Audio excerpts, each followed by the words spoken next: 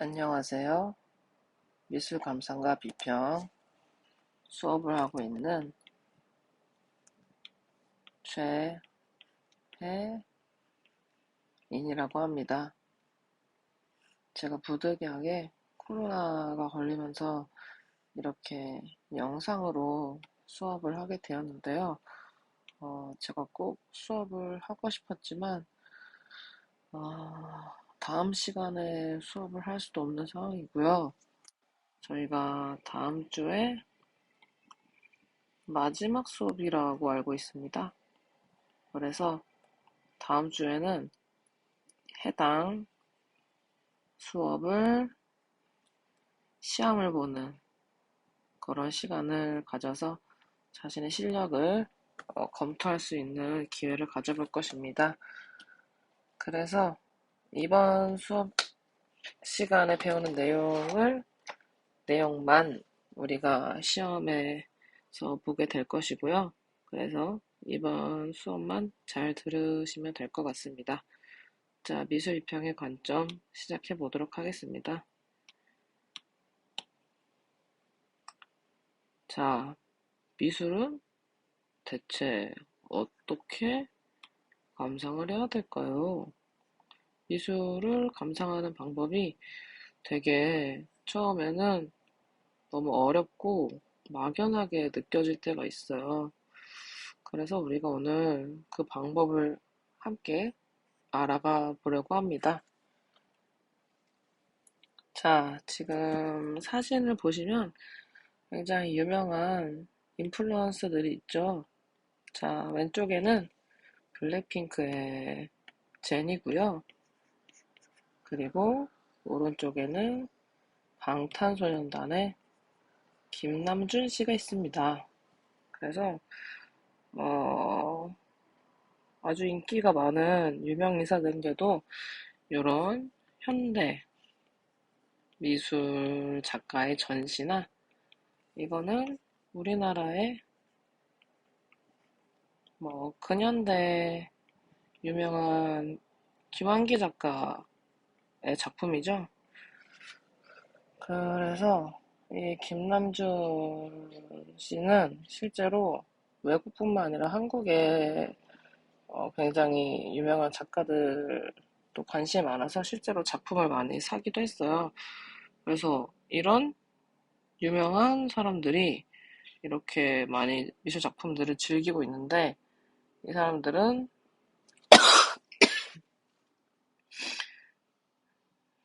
미술을 잘 알아서 이렇게 갤러리도 가고 작품을 즐기는 걸까요? 확실하게 알 수는 없죠. 하지만 우리도 이제 곧 있으면은 성인이 되죠. 그래서 앞으로 사회인이 되어서 갤러리에서 하는 어, 전시들을 향유하기 위해서 오늘 이 미술 작품을 감상하는 방법을 함께 알아가 볼 것입니다. 자, 그래서 우리가 미술 수업 초반에는 도슨트 활동을 했었죠. 도슨트 활동은 뭐 하는 활동이었죠? 네, 도슨트는 바로 작품을 설명해 주는 사람이었죠. 그리고 우리가 상상미술관 프로젝트에서는 큐레이터가 되었습니다. 큐레이터는 바로 전시를 기획하는 사람이죠. 근데 오늘은 어떤 사람이 되어볼 것이냐면요. 바로 비평가. 비평가가 되어볼 것입니다. 자, 비평가는 과연 어떤 사람일까요? 여러분들, 이 사람, 이 사람을 본 적이 있으신가요? 이 사람은 라따뚜이에 나오는 비평가입니다. 자, 라따뚜이는 프랑스의 유명한 요리사죠. 바로 생지 요리사인데요. 생지 요리사가 만든 음식을 먹고 이 사람은 음식 비평가예요. 그래서 음식이 맛있다, 맛없다를 비평하는 사람인데 이 친구가 만든 음식을 먹고 눈물을 또르르 흘리죠. 그래서 이 사람은 음식이 맛있는지 맛없는지를 비평을 하는 사람인데요. 그렇다면 우리는 어떤 것을 비평을 해야 할까요? 바로 미술을 비평을 할 것입니다. 자, 네모박스가 비스듬히 나와서 답이 다 보이는데요. 네모칸에 들어갈 답을 다 같이 보도록 하겠습니다. 미술 비평은 어떤 기준에 따라서 예술품의 좋고 나쁨을 판별하고 해석하는 것이죠. 사실 이 네모칸은 좋고 나쁨을 가리고 있었던 네모칸이에요. 그래서 미술 비평은 그 활동지 여러분들 같이 한번 보시면 되고요. 활동지 안에, 네모칸 안에 어떤 기준에 따라 예술품의 좋고 나쁨을 판별하고 해석하는 것이라고 써주시면 됩니다. 자, 어떤 기준인지 우리가 이제 알아가 보아야겠죠? 과연 어떤 기준이 있냐면은 그림을 봤을 때 우리가 느끼는 다양한 반응이 이제 기준이 되었습니다. 바로 미술을 비평하는 기준이 된 거죠. 그래서 주로 어떤 반응이 나오는지 한번 다 같이 살펴볼 건데요. 크게 네 가지 기준이 있습니다. 첫 번째로는 요런 그림을 보고 우리가 흔히 이야기하는 말이 있는데요. 이거는 사진이 아니라 그림입니다. 근데 굉장히 극사실적으로 잘 그렸죠? 그래서 이런 작품들을 보고는 아, 사진처럼 잘 그렸다. 그러니까 똑같이 음, 극사실적으로 잘 그렸을 때 이런 반응이 나오죠. 실제로 이 그림을 그리고 있는 사람이 바로 여기 작가입니다. 보통 굉장히 큰 캔버스에 유화로 많이 그리죠. 그리고 이런 작품들은 아까 봤던 작품과는 달리 사람을 똑같이 그리진 않았어요. 둘 다 표현 대상이 인물인데 이 인물은 그 살색을 굉장히 똑같이 보이는 대로 그렸다면 이 인물은 인물에서 보이는 색에서 조금 더 강조해서 색감을 굉장히 독창적으로 사용을 했죠. 그래서 뭐 약간 노란색으로도 그리고 여기 보면은 초록색, 파란색, 분홍색, 뭐 주황색, 흰색. 그래서 조금 원색들 이런 것들을 굉장히 거침없이 자유롭게 썼는데 또 이런 것들이 이렇게 그림을 봤을 때 되게 잘 어울리죠. 그래서 이런 작품들을 보고는 우리가 어떤 반응을 주로 하냐면 와, 느낌 있게 잘 그렸다 라는 말을 많이 하곤 합니다. 세 번째, 이 작품도 굉장히 유명한 작품이죠. 바로 누구의 작품일까요? 네, 힌트를 드리자면은 이건데요. 바로 몬드리안의 작품입니다. 굉장히 단순하면서도 어, 시각적으로 조금 되게 정돈되면서 아름다운 느낌을 주어서 현대까지, 바로 지금까지도 많은 인기를 끌고 있는 작품이죠. 그래서 이런 작품들을 보고는 추상적인데 감각적이다 라고 표현을 많이 해요. 추상적이라는 거는 구체적인 형상이 없는데, 그러니까 뭔가 사람을 그린 것도 아니고 동물을 그린 것도 아닌데 그냥 선, 여기 선 있죠. 그리고 색, 색 있고 이 선과 색만으로 화면을 구성한 게 바로 이런 그림의 특징입니다.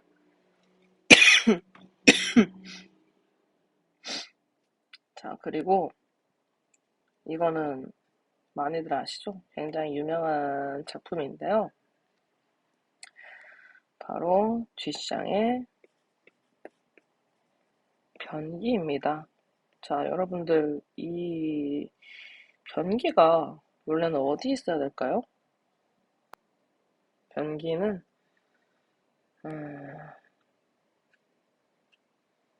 원래 화장실에 있어야 돼, 화장실. 그래서 이거는 특히 남성용 소변기인데요. 쥐샹은, 이전까지 이렇게 캔버스에 물감으로만 그린 게 과연 미술 작품일까? 나는 미술 작품의 범위를 좀 늘리고 싶다. 그리고 기존에 있던 미술들을 부정하고 싶다라고 해서 이 소변기를 파는 공장에 가서 이거를 하나 사와서 이렇게 갤러리에다가 전시를 했죠. 그래서 기존에는 이런 캔버스 천에다가 물감으로만 그렸었는데 기존에 없던 기가 막힌 아이디어 작품을 제시했을 때 이런 반응이 나오게 됩니다. 그래서 각각의 반응들을 바탕으로 만들어진 비평 관점이 교과서 79쪽에 있는데요. 우리가 활동지를 통해서도 볼 수 있고 지금 화면을 통해서도 같이 보도록 하겠습니다. 자, 미술 비평의 관점. 아까 사진처럼 잘 그렸다 라는 반응에서 나온 비평 관점은 바로 모방론이고요. 느낌있게 잘 그렸다 라는 반응은 표현론입니다. 그리고 추상적인데 감각적이다 라는 반응은 형식론이고요. 기존에 없었던 기가 막힌 아이디어 작품이다 라는 것은 바로 맥락론으로 이어지게 됩니다. 지금부터 하나씩 자세하게 살펴볼 건데요. 자, 첫 번째 미술 비평의 관점 모방론을 살펴보겠습니다. 모방론의 개념은 예술이 외부 세계를 얼마나 닮게 재현했는가로 가치를 판단하는 관점입니다. 그래서 외부 세계라는 것은 우리가 살고 있는 지금 현실 세계를 이야기를 해요. 그래서 예전부터 우리 미술은 현실을 재현하는 것에 많이 중점을 두었었는데요. 그래서 우리가 본능적으로 이렇게 사실적으로 잘 그린 그림을 보고 아, 잘 그렸다 라고 이야기를 많이 하거든요. 그래서 요렇게 딱 봤을 때 사람이고 나무고 뭐 들판이고 이런 것들이 사실적으로 잘 그려졌죠. 이런 것들이 이제 모방론의 관점에서 봤을 때 잘 그린 그림이다 라고 이야기할 수 있는 거고요. 이 오른쪽 그림 같은 경우에는 비율도 이상하고요. 그리고 가깝고 먼 원근감도 안 느껴지고요. 그리고 밝고 어두운 그런 명암법도 안 지켜졌죠. 그래서 이거는 모방론의 입장에서는 잘 못 그린 그림이다 라고 이야기할 수 있습니다. 그래서 모방론의 개념 다시 한번 보면은 예술이 외부 세계를 얼마나 닮게 재현했는가로 가치를 판단하는 관점이다. 그래서 대상을 사실적으로 표현하기 위해서 원근법, 명암법, 비율 등의 규범화된 제작 방식을 익히는 것이 모방론의 특징입니다.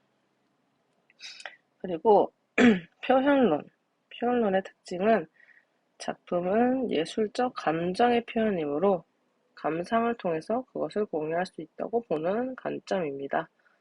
그래서 모방론의 경우에는 사람을 진짜 눈에 보이는 그대로 그려야 했는데요. 표현론은 그림을 그리는 작가인 내가 느껴지는 감정을 그냥 자유롭게 표현하는 것입니다. 그것의 이제 대표자가 바로 고흐인데요. 고흐 같은 경우에는 눈에 보이는 대상을 내가 느껴지는 대로 아주 잘 그리는 작가였죠. 그래서 이렇게 좀 터치도 굉장히 자유롭고요. 이 작품은 키르히너라는 독일의 표현주의 작가인데요. 이 작품의 이름이 두 개의 자화상, 뭐 이런 걸 거예요. 그래서 인간의 선과 악의 모습을 그린 작품인데요. 이 작품을 보면은 사람의 얼굴에 우리가 익숙하게 알지 못하는 색들이 좀 많이 쓰여 있죠. 이, 이 색 같은 경우에는 흰색으로 쓰여져 있고요. 그리고 이 색은 뭐 빨간색, 그리고 이 색은 연두색, 이 색은 초록색. 그래서 굉장히 자유롭고 다양한 색을 사용한 것이 특징입니다. 그래서 표현론의 개념을 다시 한번 살펴보자면 작품은 예술적 감정의 표현이므로 감상을 통해 그것을 공유할 수 있다고 보는 관점. 참고로 이 밑줄 친 네모칸에 들어가는 게 바로 이 개념의 핵심 단어거든요. 그래서 여러분들이 답을 쓸 때 그 핵심 단어를 꼭 써주셔야 합니다. 특징은 자신의 내적 경험을 토대로 잘 해석하여 의미의 색을 통해 독창적인 작품을 제작하는 것이다. 그래서 이거를 간단하게 이야기하자면 그냥 내가 느끼는 대로 뭐 그림을 그렸다 라는 말로 해석을 해주시면 됩니다. 미술 비평의 관점 세 번째는요. 바로 형식론인데요. 형식론의 개념은 예술은 그 어떤 도구적인 기능을 가지는 것이 아니라 예술 그 자체를 위해서 존재한다는 관점입니다. 그래서 예술의 도구적 기능이라는 게 어떤 것이냐면은 아주 옛날에는 뭐 중세시대 같은 경우에는 예술이 이데올로기나 뭐 종교적인 이념을 전달하기 위한 도구로 많이 사용이 되었습니다. 도구이자 뭐 수단. 그래서 예를 들면은 기독교의 교리가 있죠. 중세 시대 때는 기독교의 교리. 뭐 하나님이 어떻게 태어나고 부활했는지 뭐 그런 교리의 내용을 쭉 무덤이나 뭐 책이나 그런 다양한 방법으로 그림을 그려서 표현을 했죠. 그리고 우리나라 같은 경우에는 조선시대에 굉장히 유교 사상이 강했죠. 그래서 유교의 뭐 인리, 예지신, 뭐 누구를 섬기고 왕을 섬기고 신하는 왕에 대해서 섬겨야 된다. 그래서 막 신하가 이렇게 막 엎드려 있고 왕이 막 이러고 있고 그리고 옛날에는 막 왕을 크게 그리고 신하들은 작게 그리기도 했죠. 그런 식의 도구로 많이 쓰였는데 그런 것들이 아니라 예술, 예술 그 자체, 예술 그 자체만을 위해서 존재한다는 관점입니다. 그래서 예술 그 자체는 예술만이 가지고 있는 특징, 뭐 점, 선, 면, 형, 색을 통해서 화면을 구성하는 일이겠죠. 그래서 그런 것들이 이제 몬드리안이 굉장히 잘했는데요. 이게 이제 몬드리안의 원작이고요. 이것들이 영향을 받은 다양한 작품들이 뭐 근현대에 많이 있었죠. 그래서 여기에 빨간색을 넣으면 예쁠까? 여기다가 주황색을 넣는다면? 뭐 그런 식의 고민을 하는 작품들이 형식론 입장에서는 잘 그린 그림들인 겁니다. 이게 양식이 바뀌면서 네모칸이 이상한 데로 와 있네요. 네모칸은 여기에 있는 겁니다. 자, 그래서 형식론의 개념 다시 한번 보자면 예술은 그 어떤 도구적 기능을 가지는 것이 아니라 예술 그 자체를 위해서 존재한다는 관점이다.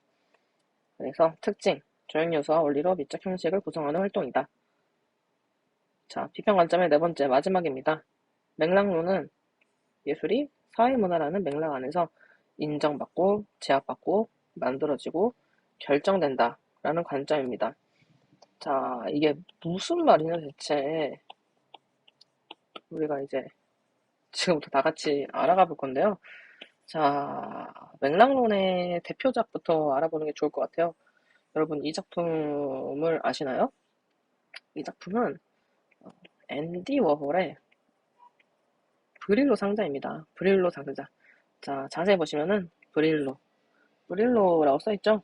그래서 이거는 옛날에 쓰던 세탁세제였어요. 세탁세제. 그래서 이런 세탁세제를 미국의 뭐 코스트코에서 이런 진열 방식 많이 사용하죠. 그리고 뭐 월마트, 이런 데서 완전 대량으로 이렇게 쌓아두고 팔았어요. 우리 마트 가면은 흔히 볼 수 있는 모습이죠. 그게 바로 이제 현대 대량 산업 사회의 특징이죠.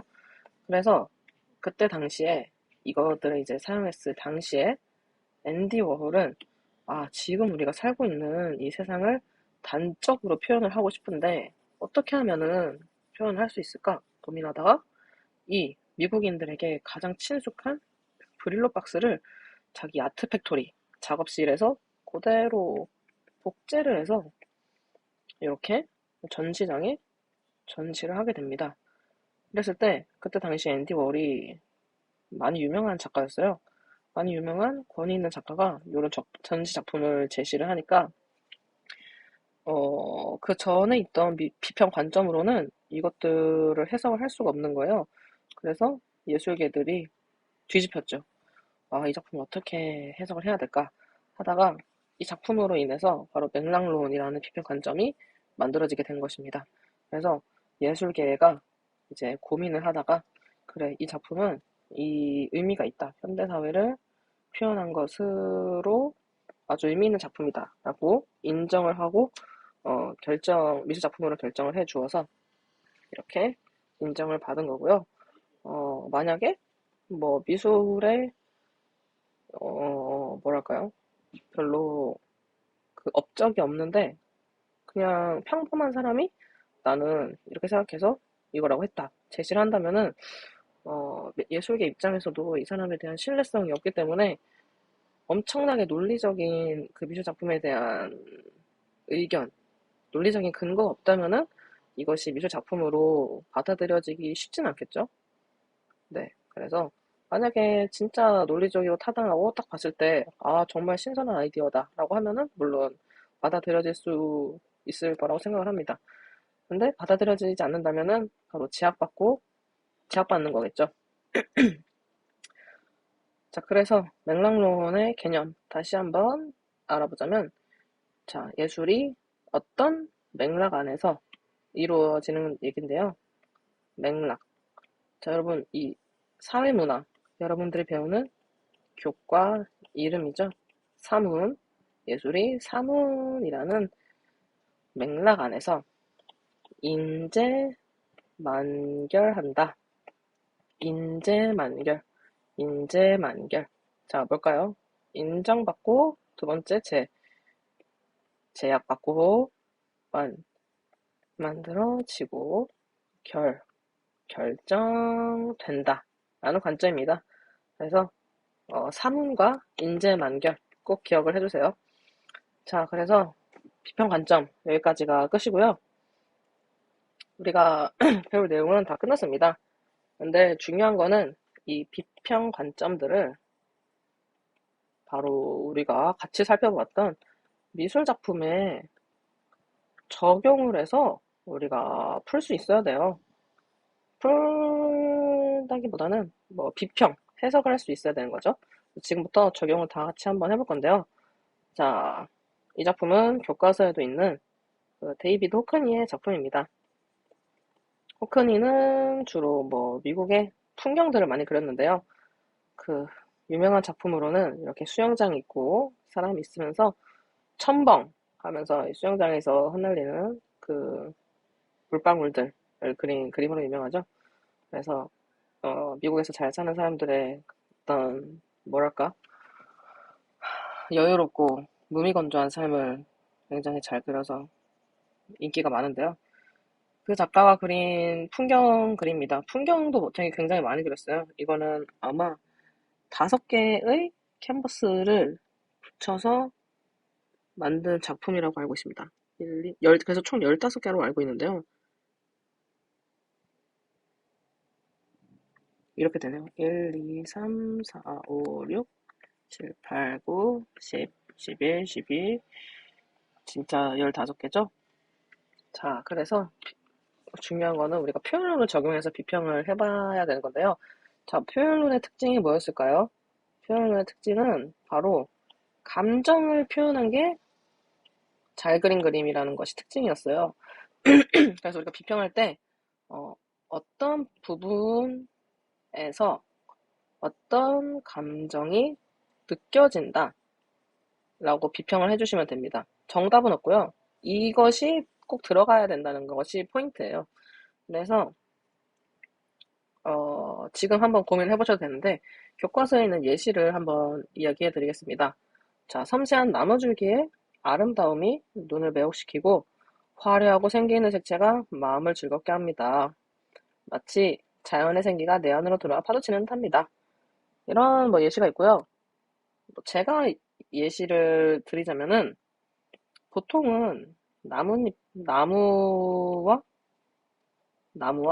나뭇잎이 파란색이나 보라색은 별로 없어요.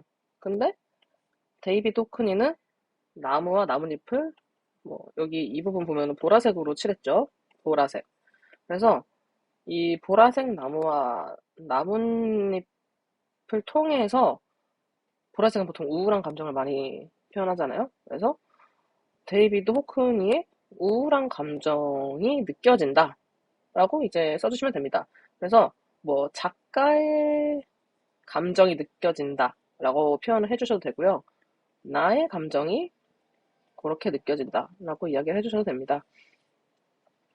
네, 어렵지 않죠? 또 어떤 예시를 들 수 있을까요? 아까는 첫 번째는 색으로 예시를 들어봤는데요. 지금 또 즉흥적으로 예시를 하나 더 들자면은, 자, 나무를 보시면, 그래서 이 그림을 잘 관찰하는 게 중요합니다. 여기 처음에는 직선으로 되어 있는데, 갈수록 이렇게 물결 모양으로 휘어지는 나무의 형태를 관찰할 수가 있어요. 그래서, 어, 표현론을 적용해서 비평을 해보겠습니다. 그림의 우측 나무는 직선의 형태를 띠는 반면 점차 오른쪽 중앙의 지평선으로 갈수록 나무가 물결처럼 휘어지는 모양을 통해서 나의 마음이 굉장히 어지러워진다. 이렇게 좀 단순할 수 있지만 감정이 표현된다면은 표현론을 적용한 비평이라고 우리가 볼 수 있습니다. 그런 식으로 예를 들 수 있고요. 그리고 마지막으로 비평가는 때로는 작가가 알아차리지 못한 부분을 발견하기도 합니다. 작가가 의도하지 않은 부분의 효과는 무엇일까요? 이것이 바로 비평가의 중요한 역량 중에 하나인데요. 그러니까 작가는 이렇게 그리지 않았어. 근데 비평가가 약간 뇌피셜로 얘는 이래서 이렇게 그린 걸 거야 라고 약간 지레짐작하는 그런 부분인데요. 그래서 이 부분이 다른 대중들이 볼 때 진짜 저런 의미로 그린 게 맞을까? 그런 생각도 많이 드는 부분인데요. 실제로 작가가 그렇게 의도를 하지 않았을 수 있지만 또 비평가가 이렇게 쓴 글을 보고 작가도 그거에 대해서 영감을 받아서 또 다음 작품은 그런 식으로 작업을 할 수도 있는 거고요. 이런 부분이 의외로 정말 비평가에게 중요한 부분입니다. 그래서 좀 의미 있는 가치 있는 부분을 알아차리면은 더 높은 영향을 가지고 있는 거겠죠? 자, 그래서 이것도 한번 연습을 해볼 건데요. 먼저 교과서에 있는 예시를 한번 보겠습니다. 이 작품을 보고 그 교과서에서는 어떤 식으로 표현을 했냐면 호크니는 나뭇잎으로 꽉 찬 여름의 나무보다는 새로운 탄생의 가능성을 품고 있는 겨울의 나무를 더 흥미롭게 여겼나 봅니다. 다가오는 계절을 맞이해 온 잎을 다 떨구는 겨울나무는 옛것을 비우고 늘 새롭게 시작하려는 작가의 자세와 닮았습니다. 그런 면에서 이 작품은 그의 자화상인지도 모릅니다. 라고 표현을 했는데요. 그러니까 이 호크니는 실제로 그냥 겨울의 나무를 더 흥미롭게 여겨서 이 겨울 나무를 그린 게 아니라 그냥 이 그림을 그렸을 때 그때 당시가 겨울이었고 그냥 눈에 보이는 나무가 겨울 나무여서 그린 걸 수도 있어요. 별 큰 의미 없이. 근데 이 그림에서 어떤 의미의 가치를 많이 부여해서 이렇게 해석을 하는 거죠. 그래서 제가 또 예시를 들자면은 이거는 정답은 없어요. 근데 어떤 부분을 내가 자의적으로 이제 해석을 잘 해보는 거예요. 예를 들어서 나무가 이쪽 나무들 보면은 파란색으로 쓰여져 있죠. 그래서 코크니는 파란색 나무를 통해서 숲속에서의 바다를 표현하고 싶었던 것 같다. 그래서 이 작품은 숲을 그리고 있지만 바다의 향수를 불러일으킨다. 뭐 이런 식으로 표현을 해볼 수도 있고요. 그리고 또 예시를 한번 생각해 보자면은 자, 이쪽에는 지금 살아있는 나무들이죠. 반면에 이 길바닥에는 나무 껍질을 다 깎아버린 벌거벗은 나무들이 눕혀져 있어요. 그래서 살아있는 나무와 죽은 나무의 대비를 통해서 삶과 죽음이 공존하는 우리의 현실을 표현했다 하고 이야기를 해볼 수도 있을 것 같아요.